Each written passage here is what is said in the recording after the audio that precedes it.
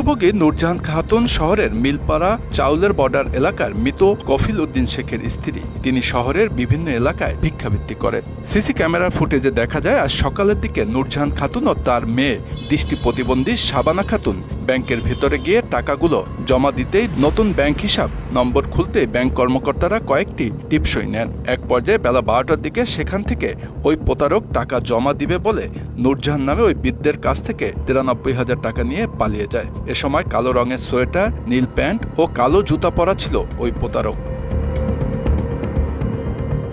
ভুক্তভোগী নূরজাহান খাতুন জানান, স্বামীর মৃত্যুর পর থেকেই মা মেয়ে একসঙ্গে থাকেন শহরের মিলপাড়া চাউলের বর্ডার এলাকায়। ভিক্ষাবৃত্তি করেই এই টাকাগুলো গুছিয়েছিলেন। আমার হাতে ধরে নিয়ে আসলো, নিয়ে আসে এই জায়গা বসাইলো। আমি জানি যে এখানকার কর্মী।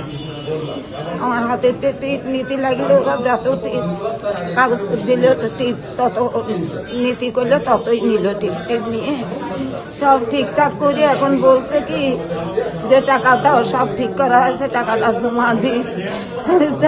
এদিকে আসবে আর নাই। দুটি ছেলে আছে, ছেলেরা দেখে না, তারা পরে বাড়ি ভাড়া থাকে।